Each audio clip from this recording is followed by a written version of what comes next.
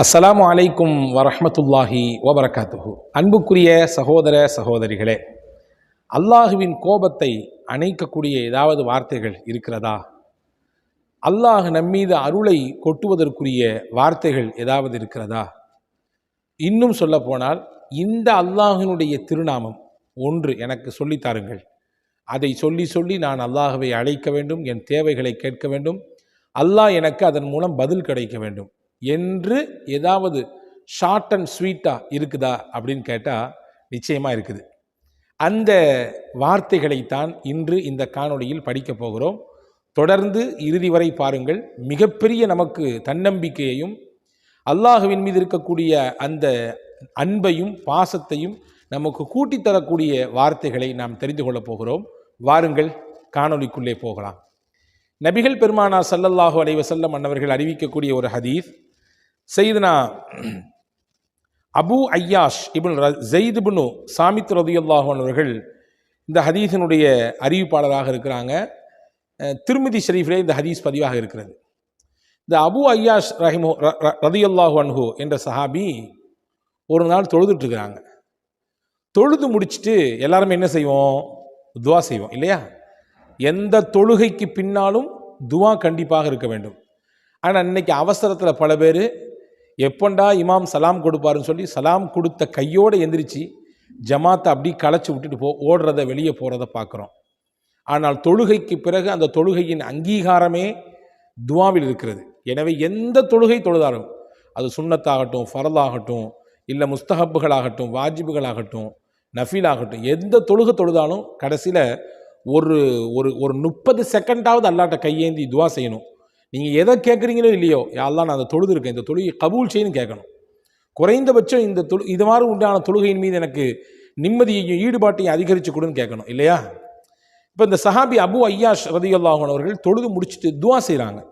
என்ன துவா செஞ்சாங்க அப்படின்னா, அந்த ஹதீஸை தொடரிலே படிக்கிறேன் பாருங்கள். அல்லாஹும்ம இன்னலக்கல் ஹம்த் லா இலாஹ இல்லா அன்த யா ஹன்னான் யா மன்னான் யா பதீஅ ஸமாவாதி வல் அர்த் யா ஸல் ஜலாலி வல் இக்ராம். இதான் சொன்னாங்க. 5 அல்லாஹுவினுடைய முக்கியமான திருநாமங்களை கொண்டு துவா செஞ்சிருக்காங்க. அல்லாஹும்ம இன்னலக்கல் ஹம்த், யா அல்லாஹ் உனக்கு எல்லா புகழும், நீ எப்படிப்பட்டவன்? லா இலாஹ இல்லா அன்த, உன்னை தவிர வணங்குவதற்கு தகுதியானவன் உலகத்தில் யாருமே இல்லை. யா ஹன்னான் யா மன்னான், அதிகப்படியான இரக்கம் உள்ளவன், அடியார்கள் மீது அருளை அப்படியே அள்ளி அள்ளி கொட்டக்கூடியவன். யா பதீஅ ஸமாவாதி வல் அர்த், வான பூமியை எந்த முன்னுதாரணமும் இல்லாமல் நுட்பமாக படைத்தவன். அதே போன்று யா ஸல் ஜலாலி வல் இக்ராம், கண்ணியமும் மகத்துவமும் பொருந்தியவன் நீ.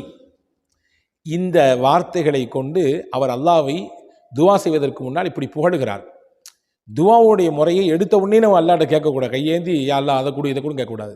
முதல்ல அல்லாஹ்வை புகழணும். நபி ஸல்லல்லாஹு அலைஹி வஸல்லம் ஸலவாத்து சொல்லணும். அதற்கடுத்து அல்லாஹ்வை புகழணும். அல்லாஹ்வை புகழ்ந்து ரசூலுல்லாஹி ஸலவாத்து சொன்ன பின்னாடி தான் நம்முடைய துவாவையும் கேட்கணும். ஹதீஸில் வந்திருக்கிறது, ஒரு சஹாபி போய் தொழுது முடிச்சு உடனே அல்லாஹ்ட்ட கையேந்து துவா செஞ்சாராம். இப்போ ரசூலுல்லாஹ் சொன்னாங்கன்னா, இவர் துவால அவசரப்படுறாரு அப்படின்னாங்க. இப்போ ரசூலுல்லாஹ் சொல்லி கொடுத்தாங்க, துவா எப்படி செய்யணும்னு சொல்லி கொடுத்தாங்க. இன்ஷா அல்லாஹ் தனியாக ஒரு காணொளியிலே அது சம்பந்தமாக விரிவாக பார்ப்போம். இங்கே இவர் துவாவை கேட்பதற்கு முன்னால் இப்படியான அல்லாஹுவின் புகழ் திருநாமங்களை சொல்லியிருக்கிறார்.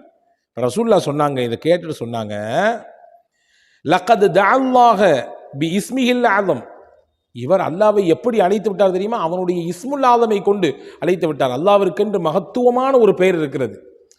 எப்படிப்பட்ட மகத்துவமான பெயர் தெரியுமா? அல்லதி இதா துஇய பிஹி அஜாப வசுஇல பிஹி ஊத்திய, அந்த பெயரை கொண்டு அல்லாஹ்வை கூப்பிட்டால் அல்லாஹ் அவருக்கு பதில் கொடுப்பான், அவருக்கு தேவையை நிறைவேற்றி தருவான் என்று சொன்ன அந்த ஒரு திருநாமம் இதிலே இருக்கிறது என்று ஹஜ்ரத் ரசூலுல்லாஹி ஸல்லல்லாஹு அலைஹி வஸல்லம் சொன்னாங்க. 4 வார்த்தை இருக்குங்க. லா இலாஹ இல்லா அன்த இருக்குது, அதுக்கடுத்து யா ஹன்னான் யா மன்னான் இருக்குது, 3வது யா பதீஅ ஸமாவாதி வல் அர்த் இருக்குது, அதுக்கடுத்து யா ஸல் ஜலாலி வல் இக்ராம். இந்த 4ல் எது அந்த அல்லாஹ்வினுடைய மகத்துவமான பேர் என்றால் அறிஞர்கள் சொல்கிறார்கள், அல்லாஹ்வின் மகத்துவமான இஸ்முல் ஆலமாக இருக்கலாம். இது எது? யா ஹன்னானு யா மன்னான் யா ஹன்னானு யா மன்னான் அதிகப்படியான இரக்கம் உள்ளவனே, அதிகப்படியான அருளை கொண்டவனே, அதிகப்படியான அடியார்கள் மீது அருளை பொழியக்கூடியவனே என்ற அர்த்தம் கொண்ட யா ஹன்னானு யா மன்னான், யா ஹன்னானு யா மன்னான், இது அல்லாஹுடைய இஸ்முல் ஆதம் சொல்றாங்க. இஹ்யா உலூமுத்தீன் என்ற நூலிலே ஒரு செய்தி வந்திருக்கிறது. ஹஸரத் ஹஸனுல் பஸரி ரஹிமஹுல்லா அவர்கள் சொல்லக்கூடிய ஒரு செய்தி. இது இன்னுமா இந்த வார்த்தை இன்னும் நம்மளுக்கு இந்த விஷயத்தை உறுதிப்படுத்துது பாருங்களேன். அல்லாஹு தாலா நரகத்திலே ஒரு மனிதரை 1000 ஆண்டுகள் போட்டு வேதனை செய்தானாம். அவர் செய்த பாவத்திற்கு, அவர் செய்த குற்றத்திற்கு தண்டனையாக நரகில் போட்டு அவரை வேதனை செய்தான். உச்சகட்டமாக அந்த வேதனைகளை எல்லாம் கடந்து அந்த 1000 வருடத்தை நெருங்கக்கூடிய நேரத்திலே அந்த மனிதருக்கு இப்படி ஒரு யோசனை வந்துச்சான். அல்லாவை இப்படி சொல்லி அழைச்சாராம், யா ஹன்னானு யா மன்னான், யா ஹன்னானு யா மன்னான், இப்படி சொல்லி அழைச்சாராம். யா அல்லாஹ், இரக்கமானவனே, கருணை காட்டக்கூடியவனே, அடியார்கள் மீது அருளை பொழியக்கூடியவனே, எனக்கு இப்படியான வேதனை இருக்குதே, இத்தனை ஆண்டுகளாக அந்த வேதனை அனுபவிச்சுட்டு இருக்கனே, எப்படியாவது என்னை இங்கேருந்து வெளியேற்றுறேன் அப்படின்னு சொல்லி இந்த விஸ்மை, இந்த அல்லாவின் திருநாமத்தை சொல்லி அழைத்தாராம். அல்லாஹு தாலா அந்த இஸ்முக்குடைய பரக்கத்தை கொண்டு, யா ஹன்னானு யா மன்னான், இந்த வார்த்தையினுடைய பரக்கத்தை கொண்டு அல்லாஹு தாலா அந்த மனிதரை அந்த நரக வேதனையிலிருந்து பாதுகாத்தான், வெளியேற்றினான், அவருக்கு நரகத்தை விட்டு மொத்தமாக விடுதலை கொடுத்தான் என்ற செய்தியை ஹஸனுல் பஸரி ரஹிமஹுல்லா என்கின்ற அந்த மகத்தான இமாம் அவர்கள் சொல்கிறார்கள். இதை ஹஜ்ரத் இமாம் கஸாலி ரஹிமஹுல்லா தன்னுடைய இஹ்யாவிலே பதிவு செஞ்சுருக்காங்க. எனவே அன்பான சகோதரர்களே, இந்த காணொலியில் நமக்கு ஒரு பெரிய உற்சாகம் கிடைச்சிருக்கு. அல்லாஹ்ட்ட அழைச்சி நெருங்கிறதுக்கு அவனுடைய இஸ்முல் ஆலம், அதாவது எந்த இஸ்மை சொல்லி நம்ம அல்லாஹ்ட்ட துவா செஞ்சா நம்ம துவாவை அல்லாஹ் ஏற்றுக்குவானோ, எந்த இஸ்மை சொன்னால் நம்ம மேலே அல்லாஹ் கோபமாக இருந்தாலும் அப்படியே கரைஞ்சி போயிடுவானோ. ஒரு அத்தா தன் பையன் மேலே கோபமாக இருக்காரு, கடுமையான கோபமாக இருக்காரு வச்சுக்கங்களேன். அந்த பையன் ஒரு ட்ரிக்ஸை தெரிஞ்சு வச்சுருக்கான். என்ன அப்படின்னா, நம்ம அத்தாவுக்கு எதை பிடிக்குமோ அதை செஞ்சு அவரை இந்த கோபத்திலேருந்து வெளியேற்றணும், அந்த கோபத்திலேருந்து கீழே இறங்க வைக்கணும். அதை கரெக்டாக பையன் தெரிஞ்சு வச்சுருக்கான். அதை கரெக்டாக அவன் செஞ்சிட்டான். செஞ்சு முடித்தோடனே அவருக்கு உச்சத்தில் இருந்த கோபம், அந்த செயல் அவருக்கு ரொம்ப பிடிக்குன்றதுனால அதை செஞ்ச உடனே அப்படி கோபம்லாம் தணிஞ்சு கீழே இறங்கிடுறாரு. இல்லையா? பார்க்கிறோமா இல்லையா? இதை மாதிரி அடியார்களின் மீது உச்சபட்சமாக கோபத்தில் அல்லாஹ் இருந்தாலும் அந்த கோபத்தை எல்லாம் கீழே இறக்கி நிதானத்திற்கு பாசத்தோடு பிரியத்தோடு அந்த அடியாரை பார்ப்பதற்குரிய ஒரு நிலையை ஏற்படுத்தக்கூடிய வார்த்தை தான் யா ஹன்னானு யா மன்னான்.